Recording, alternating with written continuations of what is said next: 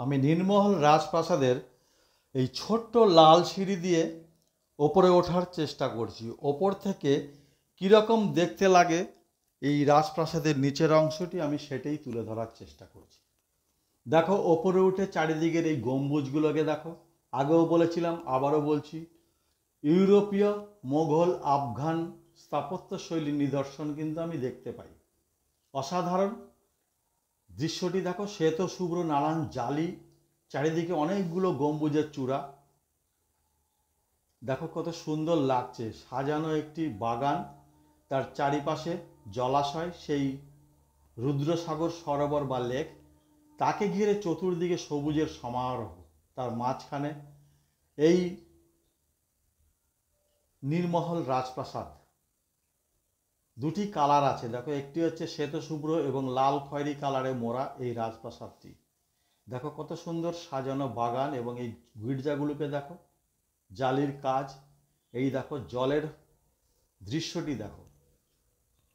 মহারাজা বীর বিক্রম মাণিক্যদেব বর্মন, মানে কিশোর মাণিক্যদেব বর্মন, তার হাতেই তৈরি 1930 সালে যার সূচনা, 1938 সালের এই সম্পন্ন হয় কাজটি।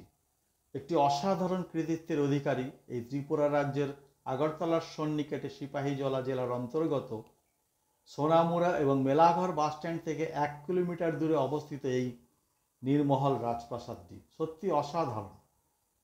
দেখো, একটু অদ্ভুত দৃশ্য লাগছে, সবুজে বাগানে ঘেরা শ্বেত শুভ্র সাদা গির্জাগুলো দেখো কি সুন্দর লাগছে। সত্যি একটি অপরূপ দৃশ্য বলতে গেলে। ভারতবর্ষের রাজস্থানের জয়পুরে একটি জলমহল আছে। এই হচ্ছে দেখো, আমি ওপর থেকে আরেকটু ওপরে উঠেছি, ওপর থেকে দৃশ্যটি দেখো কত সুন্দর, শ্বেত শুভ্র নীলাকাশ, চতুর্দিক হ্রদ সরোবরের মাঝখানে এই অবস্থান, এই রাজপ্রাসাদের দৃশ্যটি দেখো কত সুন্দর লাগছে। আমাদের লাইফ জ্যাকেট পরতে হয়েছিল, তার কারণ এই রুদ্রসাগর সেই রাজঘাট থেকে এই প্রাসাদে আসতে গেলে পরে একটি বোটে করে আসতে হয়। আমরা হাত ডিঙা করে এসেছিলাম, যার জন্য আমাদের এই লাইফ জ্যাকেট বাধ্যতামূলক। লাইফ জ্যাকেট ছাড়া কোনোভাবেই এই মোটর বোট বা হাত বোটে ওঠা যাবে না। মোটামুটি আমাদের হাত বোটে আসতে সময় লেগেছিল প্রায় 40 মিনিট, মোটর বোটে আসলে মিনিট 10 থেকে 12-15 মিনিট হতে পারে হয়তো। আমি সকালে প্রথম এসেছিলাম বলে আমার বোট ভাড়া লেগেছিল প্রায় 350 টাকা একলা। আর মোটর বোটে 40 জন নেয়, সেখানে 50 টাকা করে পার হেড লাগে। আর এখানে ঢুকতে, রাজপ্রাসাদের ভিতরে ঢুকতে 30 টাকার টিকিট দিয়ে কেটে ভেতরে ঢুকতে হয়। আমি এই রাজপ্রাসাদ নির্মলের সবচেয়ে উঁচু যে ছাদ, সেই ছাদে উঠে দেখো দৃশ্যটা দেখানোর চেষ্টা করছি। দেখো, সত্যি একটি অপূর্ব মনোমুগ্ধকর দৃশ্য। চতুর্দিক নীলাকাশ, শ্বেত শুভ্র সাদা রাজপ্রাসাদের চূড়াগুলো দেখো কত সুন্দর, সরোবর এবং সবুজের মোড়ানো একটি পরিবেশের মধ্যে এই রাজপ্রাসাদ সত্যি অসাধারণ, অসাধারণ। মহারাজা, সত্যি মহারাজা বলতেই হয়।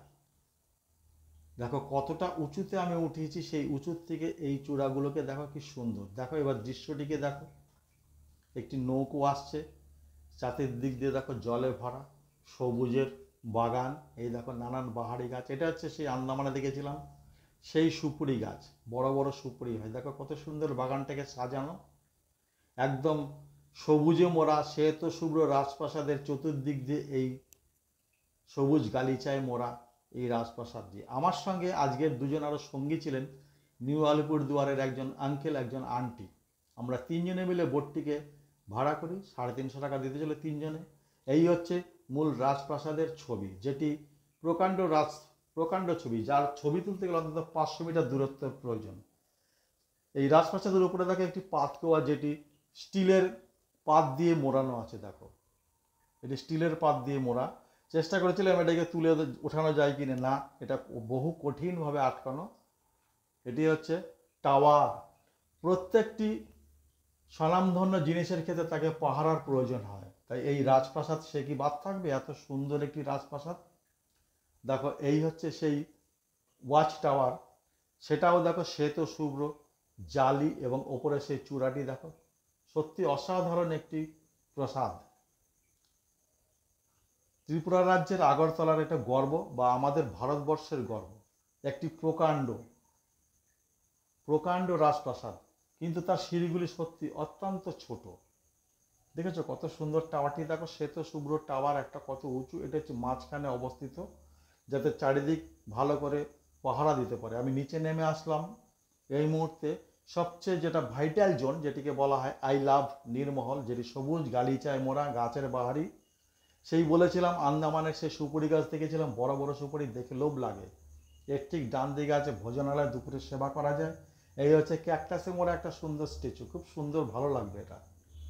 দেখো কত সুন্দর গাছের বাহারি, দেখো এর ভেতরেই মানুষ ছবি তোলে, একটি স্মৃতিচিহ্ন নিয়ে যাওয়ার চেষ্টা করে দর্শনার্থীরা। সিঁড়ি দিয়ে নেমে আসলাম নিচে নেমে এসেই বাদিকে দেখলাম G20 সামিট, যেটা 2023-এ এই অনুষ্ঠানটি এখানে হয়েছিল।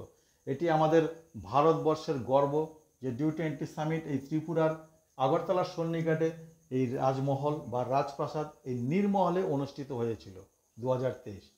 আমাদের মোটামুটি মাঝি ভাইরা টাইম দিয়েছিল 40 মিনিট, তাতে চেষ্টা করেছি আমরা 40 মিনিটে এই রাজপ্রাসাদ থেকে ঘুরে দেখার। এই দেখো রাজপ্রাসাদটি চেষ্টা করছি দেখানোর, সত্যি অসাধারণ লাগছে।